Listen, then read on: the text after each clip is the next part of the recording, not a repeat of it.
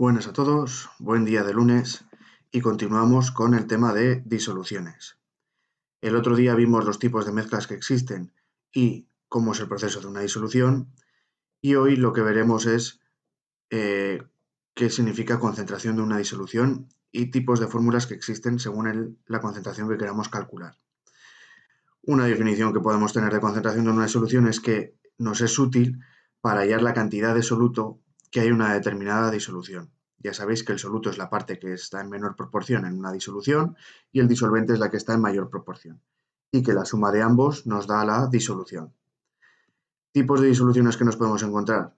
Tenemos, por un lado, unidades físicas, que se trataría el porcentaje en masa, el porcentaje en volumen y la concentración en masa, que son las que veremos hoy, y unidades químicas. Hoy solo veremos la concentración en masa, concentración molar, también conocida como molaridad.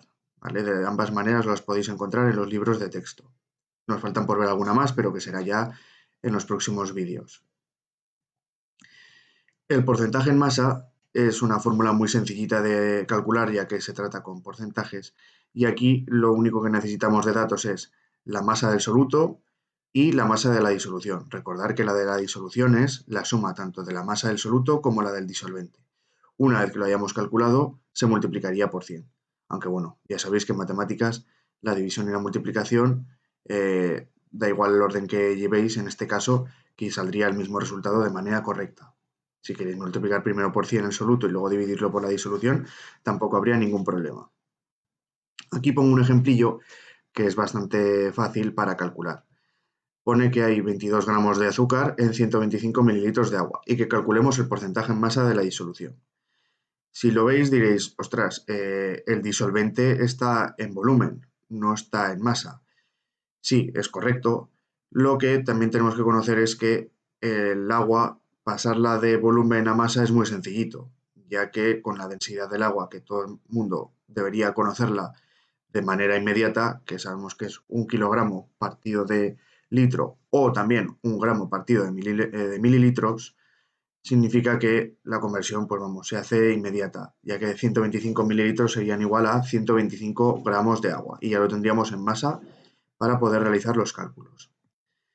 El cálculo primero es obtener la masa de solución, sumamos los 22 gramos del soluto y los 125 gramos del disolvente y ya tenemos los gramos de disolución. Y con eso ya aplicamos la fórmula, que ya veis que es dividir los gramos de soluto para los de disolución y multiplicar por 100. En este caso da un 15%.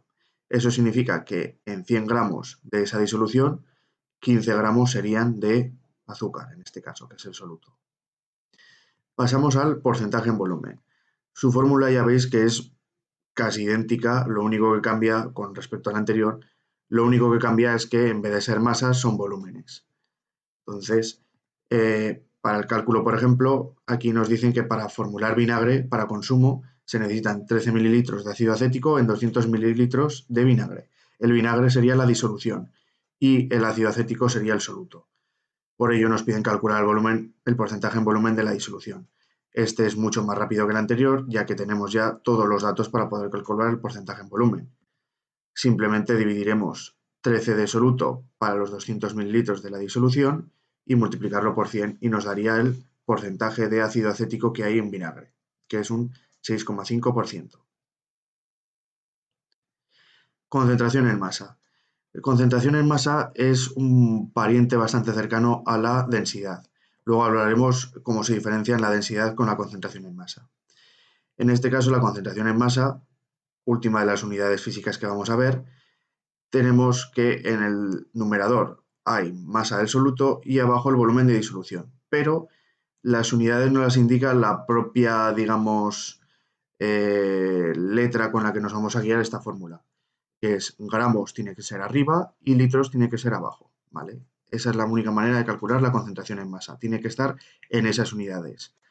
En algunos libros os encontraréis que en vez de gramos litro os ponen otro símbolo, bueno, podéis utilizar el que queráis.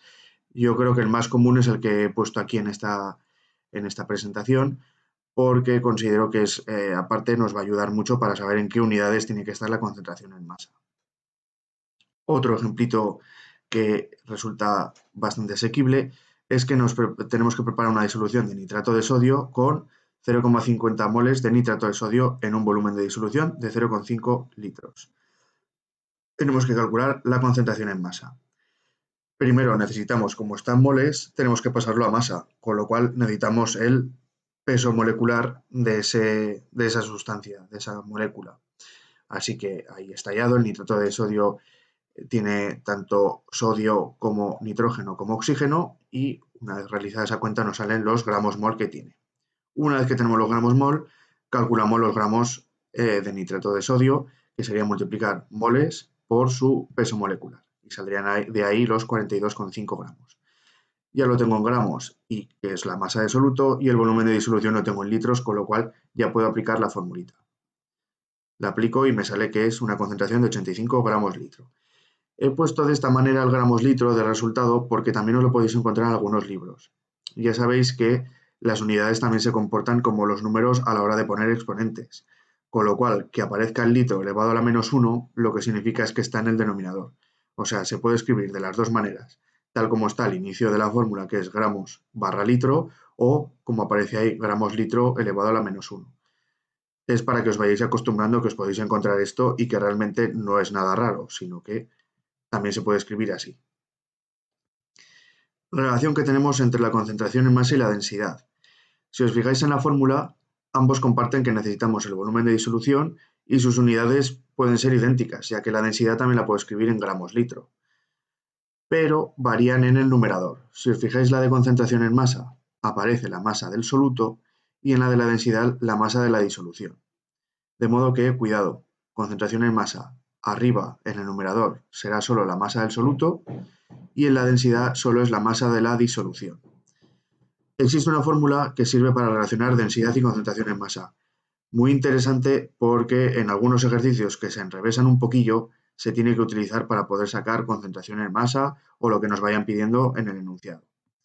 La dejo aquí escrita para que os la apuntéis y es que la concentración en masa también se puede calcular multiplicando el porcentaje en masa por la densidad. Entonces, con esto ya podríamos pasar de una manera u otra, también podemos sacar la densidad a partir de la concentración en masa y sería dividiendo concentración en masa partido del porcentaje en masa. ¿Vale? Muy importante esta fórmula porque nos sirve para relacionarlas a ambas.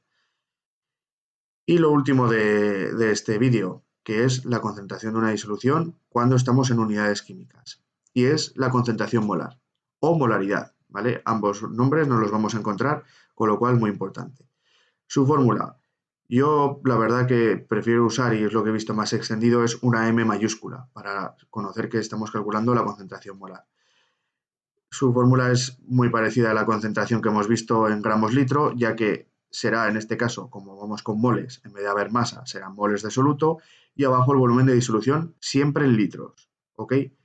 Sus unidades van a ser moles partido de litro o también una M mayúscula de molar, ¿vale? Nos podemos encontrar que nos digan que tenemos una concentración molar de 1 mol partido de litro o 1 M mayúscula que significaría 1 molar, ¿vale? Acostumbraos a esa notación y nomenclatura porque nos la vamos a encontrar frecuentemente.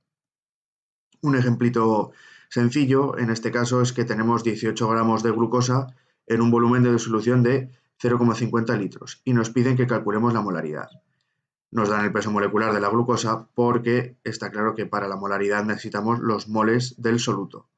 De modo que el primer cálculo que tenemos que hacer es obtener los moles y una vez que tenemos los moles de soluto y el volumen de la disolución, que ya nos lo dan, y encima en litros, con lo cual no tenemos que hacer ningún cambio de unidad, ya podemos aplicar la fórmula. Y es tan sencillo como la división. Lo mismo que en el ejemplo anterior. El litro ahí aparece elevado a la menos 1, que significaría lo mismo que escribir mol partido de litro, o también nos podemos encontrar, en vez de eso, una M, 0,2 M, 0,2 molar sería, ¿vale? Entonces, ya estaría resuelto el ejercicio. Son unos ejemplos muy fáciles para que veáis cómo se aplica la fórmula. Está claro que los ejercicios del examen, que digamos que son los importantes, se complican un poquillo más. Pero esto es simplemente un tentempié para aclararnos cómo funcionan estas fórmulas. En vídeos posteriores ya veréis ejercicios que sí que se asemejen más a los de un examen y aumente su complejidad. Y es aquí el vídeo de hoy. Espero que os haya gustado, que os lo hayáis entendido muy bien y ya sabéis, si hay dudas, por dónde encontrarme. Saludos y buen lunes.